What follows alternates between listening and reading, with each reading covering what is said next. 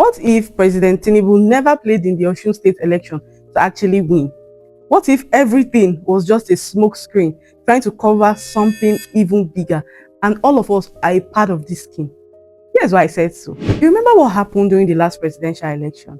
Lagos, to be particular. Obi won Lagos. How did Obi win Lagos? Everybody knows that Lagos is actually Tinubu's area. That is his stronghold. So if Tinubu actually wanted to win Lagos, he would have actually won Lagos. While everybody was rejoicing at that particular Lagos result, there was something else that was happening behind the scene. You know that there were reported cases of exaggerated figures in favor of Obi. The figures were being manipulated just to make sure that Peter Obi actually won in Lagos. It didn't take long for our smiles to die down when we started seeing the other results, and at the end, Tinubu was declared the president of Nigeria. If you can remember, the major talking point during that time was if you could agree that Peter Obi actually won in Lagos, which is Tinubu's main area. Why can't you agree that Tinubu can actually win in places like Port Harcourt, or Tinubu can actually win in other states in Nigeria and become the duly elected president of Nigeria? Are you only going to say this is injustice when it does not favor you? That was the major talking point during that time. 3 months after, we had the Lagos State Election, where the Labour Party candidate, Badebo, could not win. The guy was shown shaggy. You could see that for that particular election, APC was actually playing to win. Why? Because they brought the tribal card, they brought the Nepo baby card. They said Badebo was an Igbo man because his mother was Igbo. Even though he came from an old Yoruba influential family, he was still tagged as Igbos. You can remember the political violence that followed outside when talks were everywhere, threatening the Igbos not to come out and vote, saying Lagos is not a no man's land that's actually belonging to the Yorubas. You could see how everything played out. And at the end, APC won Labour Party. So for that particular election, they were actually playing to win because Tinubu would not release his hold on Lagos to another person, but he was willing to forfeit that presidential election just to prove a point, just to get more talking points. Now, let's come to Osun State. You cannot compare Osun State and Lagos. They are nearly not the same.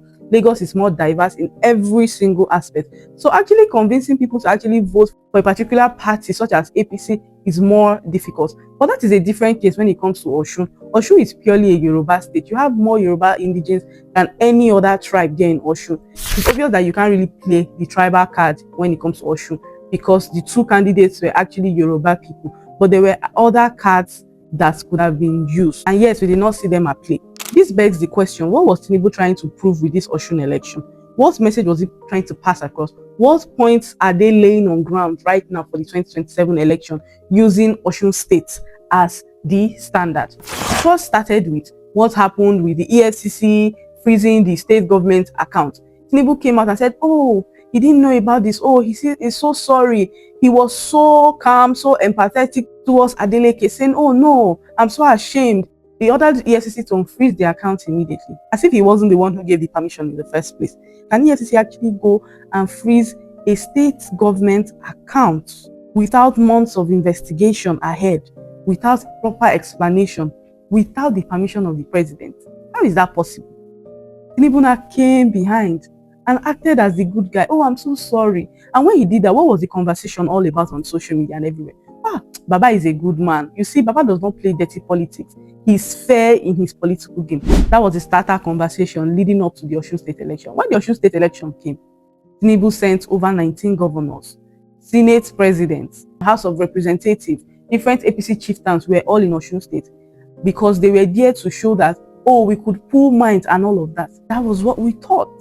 But then with all of that power, APC could not hold Osun State. With all the federal might, APC could not hold Osun State. How come? Adeleke won the election and everybody was rejoicing. But this is where the cracks started to show.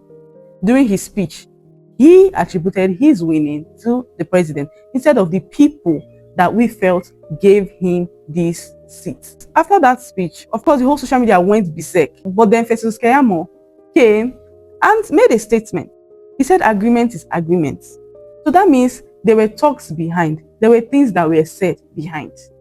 And not long after, Adeleke carried his certificate of return and went to go and show Tinubu. And we could all see them laughing and joking about the entire thing. Now, the conversation is that Tinubu is somebody who upholds the dividends of democracy, which is one of the points that the Catholic bishop raised against him during their visit last time. So with this election, Tinubu has shown you that he actually can uphold the dividend of democracy, even though his party, APC, threw in their weight. You see the number of governors that went there, the number of APC chiefs, and they were trying to make a statement, but it was an indirect statement. The conversation would not be, oh, despite all of the shenanigans that APC did just to take over Osun, they did not, because Tinubu allowed the dividend of democracy to actually be upheld. And now everybody's praising him. Oh, such a good man, such a good father. This is leading up to 2027 election. The people now are a bit relaxed. Oh, they are now trusting of INEC. INEC can actually do something this good. Oh, that is okay. So our temper is no longer high. We are now a bit relaxed. And then when it comes to Tinubu, we are not saying, oh, this man can allow democracy actually thrive in his own time. So we are now more relaxed also towards Tinubu. Coming 2027, even when the manipulations begin to happen, the first talking point would be, can't you see what happened during Osun State? With all the federal might Tinubu had, he still let the people win. So why are you not arguing against what the presidential result is saying? We actually have shown you before that INEC is trustworthy, that the president has a good head on his shoulder, and he thinks for the people. That is the conversation that will be going on. Because believe it or not, I don't think Tinubu cares about if his party is in Osun State or not. He doesn't care. What he cares about is he's winning votes from that state. And obviously, Adeleke is still trying to suck up to him. So obviously, he's going to do his bidding. What did you expect? And at the end of the day, he's going to win Osun State during the presidential election come 2027. And that's a win-win for him. No loss. I've just been thinking about the whole thing. I'm like, with all the federal might, this man could have easily won Osun State. But it's now obvious to me that that was never the plan. All of these things I've explained to you now, that is the original plan. For not just Nigerians, for the entire world. For the entire world to see that, oh, Tinubu upheld democracy. He's the custodian of democracy in Nigerian history. That is the conversation they want you to be having. That is the mindset shift they want you to be having. And I just hope that we do not go and relax. We don't go and sit down and say, oh, because Osun State was free and fair, oh, the presidential election will be free and fair. I just hope none of you are thinking in that way. Because when they call Tinubu the master strategist, they don't call him master strategist for building the economy of Nigeria, for letting the poor breathe, for any grand scheme that would take the Nigerian people to the next level. They call him the master strategist because of the kind of political manipulations and innuendos that he engages himself in. So he's showing us A, but the real message is actually B, which is behind it. So make una shine on eye. Bye.